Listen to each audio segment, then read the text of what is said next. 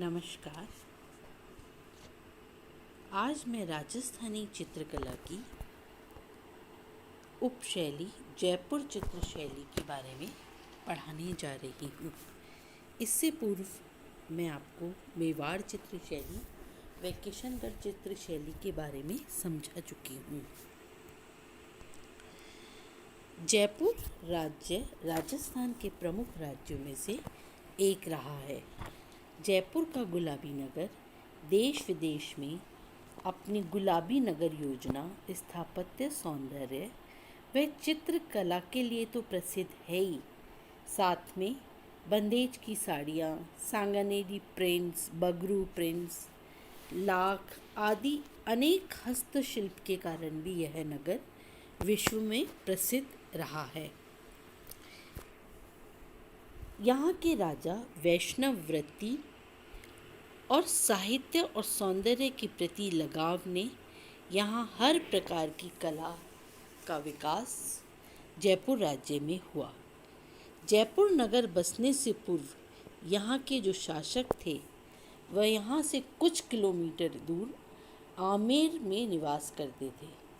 तब कछवाहा शासकों की राजधानी आमेर राज्य थी।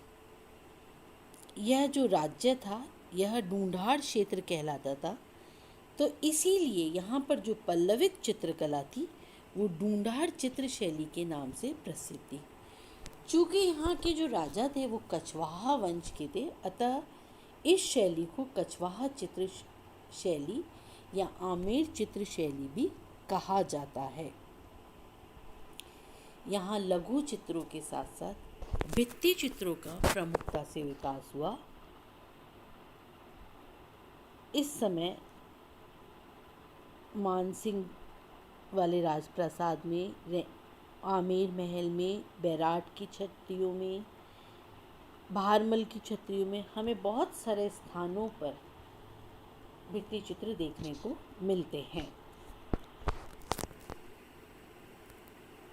तो कछवाहा चित्र शैली के विकास क्रम को हम देखें तो कछवाहा राजवंश की प्राचीन राजधानी आमेर से चित्रकला का शुभारंभ हुआ। राजा भारमल, राजा मानसिंह के समय आमेर में भित्ति चित्रण का निर्माण सर्वाधिक हुआ। जैसा कि मैंने आपको पूर्व में बताया कि हमें बहुत सारी छत्रियों, राजप्रासादों में ये भित्ति चित्र देखने को मिलते हैं। जैसा कि आप सभी को विदित भी होगा कि आमेर से ही यानी जयपुर से ही हमें फ्रेस्को टेक्निक का शुभारंभ भी देखने को मिलता है, जिसे हम आला गीला या आराइश टेक्निक के नाम से जानते हैं। यह भी जयपुर शैली की एक विशिष्ट देन है, जिसके बारे में हम बहुत सारी किताबों में पढ़ते हैं। आराइश टेक्निक के बारे में यह हमारे जयपुर की ही देन है। तो जैसा कि हम पढ़ रहे हैं कि प्रारंभ में भित्ति चित्रों का निर्माण तो खैर यहाँ पर सर्वाधिक हुआ ही, इसके साथ साथ यहाँ पर हमें लघु चित्रों में यशोधर चरित्र नामक ग्रंथ 1519 ईस्वी में और इसी की एक दूसरी कृति 1592 ईस्वी की मिलती है। ये यहाँ के सबसे प्रारंभिक उदाहरणों में से माने जाते हैं। वे इसी के साथ साथ एक 1605 ईस्वी का आदि पुराण भी हमें मिलता है, जो आमेर में ही चित्रित हुआ है। यहाँ पर जो इसके साथ साथ जो भित्ति चित्र हमें देखने को मिलते हैं उनमें सभी प्रकार के विषयों को चित्रित किया गया है और कृष्ण संबंधी विषयों को यहाँ पर अधिकतम चित्रित किया गया है। राजा भारमल और राजा मानसिंह के पश्चात आमेर शैली का दूसरा महत्वपूर्ण चरण मिर्जा राजा जयसिंह के समय 1625 से 67 के समय प्रारंभ होता है।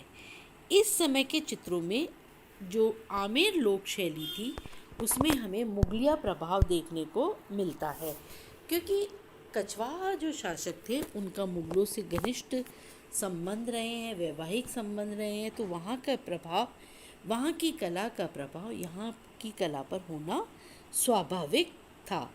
इसके अतिरिक्त इस समय रीतिकालीन कवि जो थे वो दरबार की शोभा बढ़ा रहे थे, तो एक रीतिकालीन प्रभाव भी हमें यहाँ के चित्रों में दिखाई देने लगता है। मिर्जा राजा जयसिंह के पश्चात दूसरा महत्वपूर्ण युग महाराजा सवाई जयसिंह के समय 1693 से 1743 ईस्वी के समय देखा जा सकता है। इस समय सवाई जयसिंह के समय 1700 ईस्वी की चित्रित रागमाला विशेष रूप से उल्लेखनीय है। यह आमेर से प्राप्त प्रथम तिथि युक्त रागमाला है। इसके अंदर हमें 6 राग और उनकी एक एक राग की 6 पत्नियों के यानी 36 चित्र हमें इस श्रृंखला में देखने को मिलते हैं। इसमें जो मानवाकृतियाँ बनी हैं ये लंबी और बिल्कुल आमेर जयपुर शैली के अनुरूप बनी हुई हैं।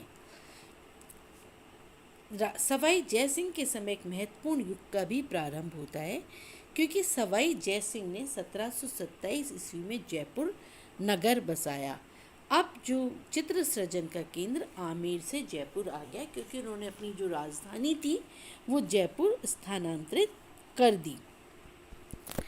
महाराजा सवाई जयसिंह के पुत्र ईश्वरी सिंह जी के समय भी चित्रकला का उत्कृष्ट विकास हुआ। ईश्वरी सिंह जी के समय साहिब राम व लाल चितेरा थे, जो कि प्रमुख चितेरों में से थे, जयपुर राज्य के प्रमुख चितेरों में से थे। ये दोनों चित्रकार ही व्यक्ति चित्र और पशु पक्षियों की लड़ाई संबंधी चित्र बनाने में सिद्धहस्त थे। इस समय के चित्र बड़े सजीव, आकार में बड़े, आकृतियों की भीड़ से युक्त निर्मित होने लगे थे। सवाई ईश्वरी सिंह जी के पश्चात माधो सिंह जी के समय में भी जो साहिब राम हैं वो वृद्ध हो गए थे, लेकिन फिर भी बड़े सुंदर चित्र निरंतर बना रहे थे। इन्होंने चित्रों के अंदर मोती, लाख व लकड़ी की मणियों को चिपकाकर मणिकुट्टिम टाइप के चित्र भी बनाने लगे थे। सब इस समय भित्ति चित्रों का भी विकास हुआ था। इस समय माधव निवास, सिसोदिया रानी के महल, गलता मंदिर, सिटी पैलेस आदि स्थानों पर अनेक सुंदर भित्ति चित्रों का निर्माण इसी समय हुआ था। महाराजा माधो सिंह के पश्चात उनके पुत्र पृथ्वी सिंह जी गद्दी पर बैठे, लेकिन पृथ्वी सिंह जी के अल्पायु में ही मृत्यु होने के कारण उनके छोटे भाई सवाई प्रताप सिंह 1779 से 1803 गद्दी पर विराजे। इनके समय जयपुर कलम को एक नया यौवन मिला। ये स्वयं ब्रजनिधि उपनाम से कविता करते थे। यथार्थ में वे पुष्टि मार्ग के कवि थे और इनके दरबार में चित्रकारों और कवियों का जमघट लगा रहता था। इस समय की प्रिय विषय वस्तु में इनके कृष्ण लीला, नायिका भेद, राग रागिनी, ऋतु वर्णन, राजा रानी के विशाल चित्र, भागवत पुराण, दुर्गा सप्तशती संबंधी अनेक चित्र मुख्य रूप से बनने लगे। इसी समय साहिब सिंह का बनाया हुआ प्रताप सिंह का चित्र तथा राधा कृष्ण का नृत्य वाला चित्र विशेष प्रसिद्ध है। इसके अतिरिक्त हवा महल, प्रीतम निवास तथा अन्य बहुत सारे मंदिरों के अंदर भित्ति चित्र हमें देखने को मिलते हैं। जनाना महल में तो न जाने कितने श्रेष्ठ भित्ति चित्र इनके समय के देखने को मिलते हैं। इनके दरबार में 50 से अधिक उच्च श्रेणी के चित्रकारों की मंडली थी, जो निरंतर चित्रण कार्य किया करती थी। इनकी इस चित्र परंपरा को महाराजा जगत सिंह ने भी बड़ी शालीनता से निभाया। पुंडरीक जी की हवेली के भित्ति चित्र जगत सिंह जी के समय ही बने हैं। जगत सिंह जी के समय गोवर्धन धारण तथा रास मंडल वाला चित्र संसार में विशेष प्रसिद्ध है। जयपुर कलम का सूरजमुखी फूल जो है वो निरंतर खिला हुआ था और सवाई जय सिंह द्वितीय, राम सिंह आदि के समय ये निरंतर चलता रहा। फिर धीरे धीरे राजा राम सिंह के समय में यूरोपियन प्रभाव चित्रों में दिखाई देने लगा और फोटोग्राफी का भी प्रचलन चित्रों में बहुत अधिक आ गया था। कंपनी शैली के प्रभाव से और यूरोपियन प्रभाव के आने से 1980 तक जयपुर शैली धीरे धीरे अपना स्वरूप खोने लगी, या यूं कहिए खो बैठी थी। जयपुर चित्र शैली की विशेषता, ये देखिए अगहन मास का चित्र आप देख सकते हैं फलक पर। देखिए कितने सूफियाना रंगों का हमें यहाँ पर देखने को मिलता है। ये जो सूरज जो दिखा है, ये अगहन मास का प्रतीक है।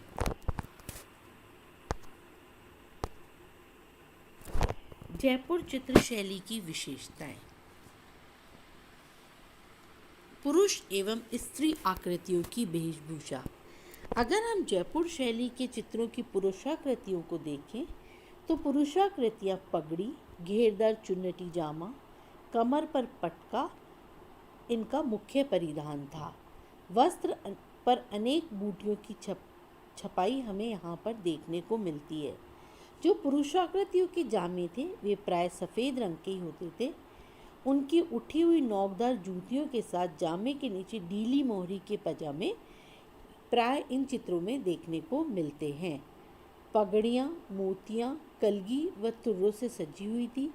साधारणतः जयपुर शैली में आकृतियाँ न लंबी न छोटी, गोल चेहरा, ऊंचा ललाट, गोल नाक, अधर मोटे, चिंबुक भरी हुई, मांसल मीनाकृति आँखें, शरीर भरा हुआ तथा केश कंधों तक लटकते हुए दिखाए हैं। कानों के पास वलय भी दिखाए गए हैं। इसी प्रकार जयपुर शैली में स्त्री छवियों को मीनाकृत, मादक नेत्रों से युक्त, गोल चेहरे से युक्त, लालिमा युक्त मोटे अधर, भरा हुआ शरीर, घाघरों पर मोती लटके हुए, पैरों में पायजेब तथा जूतियां पहने हुए दिखाया गया है। इनके वेशभूषा में भी अलंकरण सजाए गए हैं। नारी आकृतियां बहुत ही कोमल और मधुर बनाई गई हैं। यहाँ प्रकृति चित्रण भी बड़ा सूफियाना पन से किया गया है। बड़ी सौम्य तरीके से हमें यहाँ पर प्रकृति देखने को मिलती है। इसके अलावा हाशियों में हरे रंग का प्रयोग हमें जयपुर चित्र शैली में देखने को मिलता है। हाशिए प्राय प्लेन ही बनाए गए, यानी उनमें किसी प्रकार का अंकन हमें देखने को नहीं मिलता। अधिकांश चित्रों में हाशिए रजत वर्णी, काली, हरी तथा लाल पट्टियों से बनाए गए हैं। वैसे ज़्यादा हरे रंग की प्रधानता हमें देखने को मिलती है। जयपुरी चित्रों का जो संविधान है वो सुंदर और सुकोमल है। योजनाएं अलंकारिक और संतुलित हैं। यद्यपि यत्र तत्र हमें मुगल प्रभाव दिखाई देता है। रेखाएं कोमल और प्रभावपूर्ण डोल लिए हुए हैं। चित्र की सीमा रेखा से चित्राकृति में गोलाई लाने का सफल प्रयास हमें यहाँ पर देखने को मिलता है। साथ ही छाया का यथोचित प्रयोग किया गया है। अधिकांश चित्रों में एक चश्म चेहरे का प्रयोग किया गया है और हस्त मुद्राएं सुंदर तथा भावपूर्ण हैं।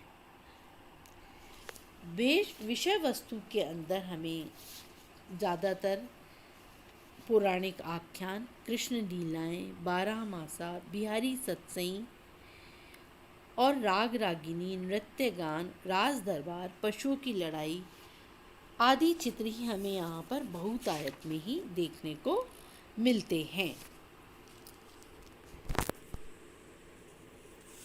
स्वर्ण रंगों का भी बहुत ही सूफियाना ढंग से प्रयोग हमें जयपुर चित्र शैली के चित्रों में देखने को मिलता है। यह एक तरीके से, ये एक प्रकार से हम मुगल प्रभाव भी मान सकते हैं, क्योंकि मुगल भी स्वर्ण रंगों का प्रयोग बहुतायत में करते थे। धन्यवाद। अब मैं आपको अपने अगले वीडियो के अंदर कोटा बूंदी शैली के बारे में विस्तार से समझाऊंगी। धन्यवाद।